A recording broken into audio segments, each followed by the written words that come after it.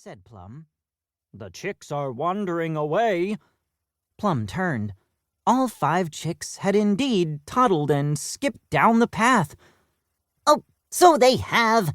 The little firecrackers!" "Meg!" called Hampstead. Meg strolled over. "Hi, Hampstead. Hi, Plum. Hiya, Meg." "Meg, would you please help Plum watch the chicks?" Hampstead asked. "Sure," said Meg. "Okay," said Plum. "But remember, Hampstead, the chicks are my responsibility. I am the responsible one." "Harumph," said Hampstead. "Responsibility is my middle name," continued Plum. Hampstead sighed and hopped up into the great tree. "Fun responsibility, Plum. That's me," Plum called after him. Meg laughed. "I think he gets the idea, Plum." "I could go on." "I'm sure you could," said Meg. "But the chicks just turned the corner." "Oh," said Plum. "We should probably catch up."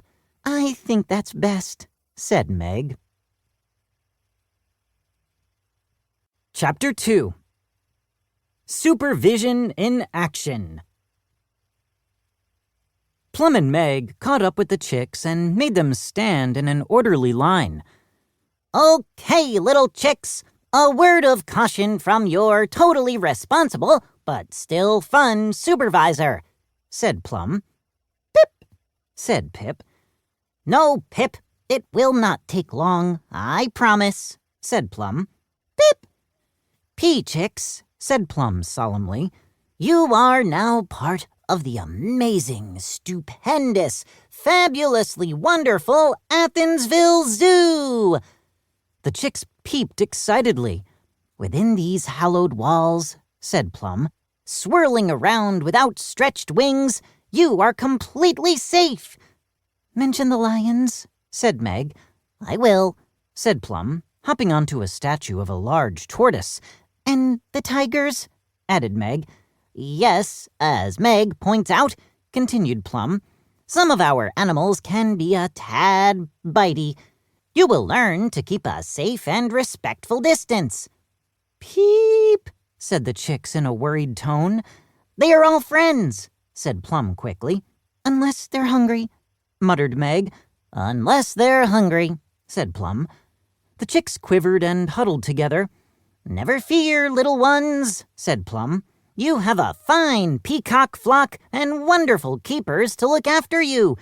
Lizzie, Plum and Meg's favorite keeper, walked down the path at that moment. "Ah," said Lizzie, joining them, "the peachicks."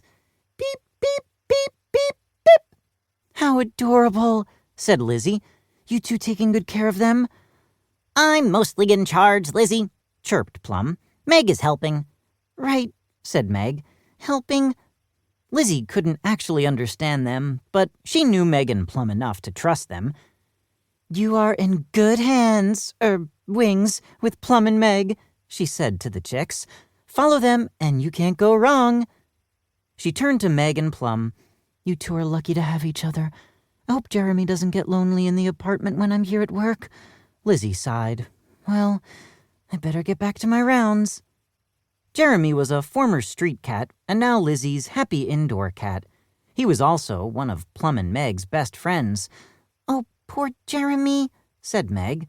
"I hope he isn't lonely."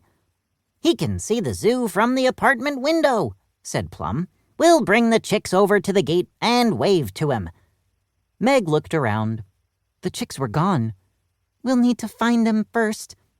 "See, Meg," said Plum, "they already feel safe in the zoo." "Uh-huh," said Meg. "Let's hurry, Plum." They didn't need to look for long. All 5 peachicks were farther down the path. A bit of pink cotton candy had fallen to the ground, and the chicks were pushing it around like a ball. After successfully separating the chicks from the sticky cotton candy, Plum and Meg continued the tour. They visited the new baby gorilla, who was snuggling with her mama. They quietly admired the baby aardvark, who was taking a nap. And they paid their respects to the lion cubs, who were certainly more cute than scary. The next stop was the small and unusual mammal pavilion, so the chicks could meet the zoo's one and only Ning Bing.